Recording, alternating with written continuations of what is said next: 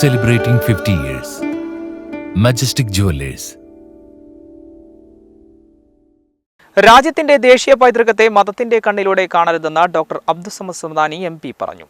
തിരൂർ നഗരസഭ സുവർണ ജൂബിലിയുടെയും വാഗൻ കൂട്ടക്കുരുതിയുടെയും 100ാം വാർഷികമായി സംഘടിപ്പിച്ച ചരിത്ര സെമിനാർ ഉദ്ഘാടനം ചെയ്ത് സംസാരിക്കുകയായിരുന്നു അദ്ദേഹം.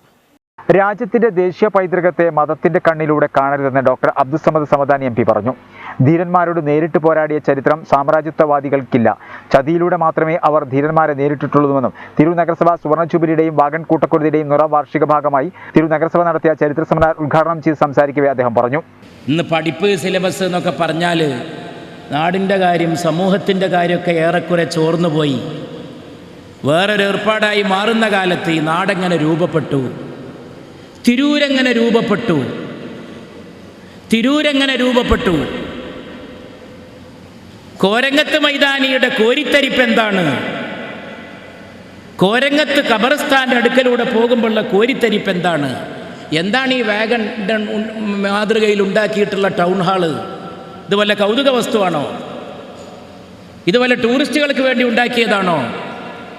പുതിയ തലമുറ പഠിക്കട്ടെ. അതിനൊറ്റ വഴിയുള്ളൂ, ചരിത്രബോധം. കുപ്രചരണങ്ങൾക്ക് മറുപടി കൊടുക്കേണ്ടത് വൈകാരികമായിട്ടല്ല, അതിൻ്റെ ആവശ്യമില്ല, ബൗദ്ധികമായിട്ടാണ്, ബുദ്ധിപരമായിട്ടാണ്, പ്രബുദ്ധമായിട്ടാണ്. അസത്യങ്ങളെ സത്യങ്ങളെ കൊണ്ടാണ്, ദുർവ്യാഖ്യാനങ്ങളെ വ്യാഖ്യാനത്തെ കൊണ്ടാണ്. ചരിത്രത്തെ നിഷേധിക്കുന്നതിനെ ചരിത്രത്തെ സ്ഥാപിച്ചുകൊണ്ടാണ്. പുതിയ തലമുറ ചരിത്രം ഭൗതികമായി പഠിക്കണം. വാഗൻ കൂട്ടക്കൊലയെ മതത്തിന്റെ കണ്ണടം വെച്ച് കാണരുത്. മഹാത്മാഗാന്ധിയോടുള്ള പക ഇപ്പോഴും അവർക്ക് തീർന്നിട്ടില്ല. മലബാറിലെ സ്വാതന്ത്ര്യ സമര പോരാളികളുടെ പേരുകൾ മാത്രമല്ല, രാജ്യശില്പി ജവഹർലാൽ നെഹ്റുവിന്റെ പേര് പോലും പ്രധാന ഇടങ്ങളിൽ നിന്നെല്ലാം നീക്കം ചെയ്യുകയാണെന്നും സമദാനി പറഞ്ഞു. നമ്മുടെ നാടിന്റെ ഐക്യവും മമതയും മൈത്രിയും കാക്കാൻ ചരിത്രത്തെ കൂട്ടുപിടിക്കാം. വെറുതെ അല്ല, ദുർവ്യാഖ്യാനിക്കേണ്ട കാര്യമില്ല, എല്ലാവരും തന്നെ ഉണ്ട്, ഇഷ്ടം പോലെ ഉണ്ട്. അത് പഠിക്കട്ടെ. കോട്ടക്കൽ ആര്യവൈദ്യശാലയുടെ മുമ്പിലൂടെ കടന്നു പോകുമ്പോൾ ആ കൈലാസ മന്ദിരത്തിൻ്റെ ഗേറ്റ് കാണാൻ വിട്ടുപോകരുത്. നടുവിൽ ശ്രീകൃഷ്ണൻ്റെ ചിത്രം, ഒരു ഭാഗത്ത് ചന്ദ്രക്കലയിൽ അള്ളാഹു എന്ന് അറബി കയ്യെഴുത്ത് കലയിൽ രേഖപ്പെടുത്തിയിട്ടുള്ള ഒരു ഭാഗം, മറുഭാഗത്തൊരു കുരിശും. അത് വെച്ച PS വാര്യരെ കാണുക. വെറും വൈദ്യവും വൈദ്യമന്ദിരവും സ്ഥാപിച്ച PS വാര്യരെ മാത്രമല്ല, ഞങ്ങളുടെ നാട്ടിലെ കോട്ടക്കലെ പ്രധാനപ്പെട്ട ജുമാ മസ്ജിദിന്, ഞങ്ങളെന്ന് പറയുമ്പോൾ ഒരു പ്രദേശം നിങ്ങൾക്ക് പറയണം, അവിടുത്തെ ജുമാ മസ്ജിദിന് മിമ്പർ പണിയിച്ചു കൊടുത്ത PS വാര്യരെ കാണുക. ഓരോ വെള്ളിയാഴ്ചയും ഇമാം കയറി നിൽക്കുന്നത് വാര്യർ അദ്ദേഹം നിർമ്മിച്ചു കൊടുത്ത മിമ്പറിൽ വെച്ച് ജനങ്ങളെ അഭിസംബോധന ചെയ്യാനാണ്.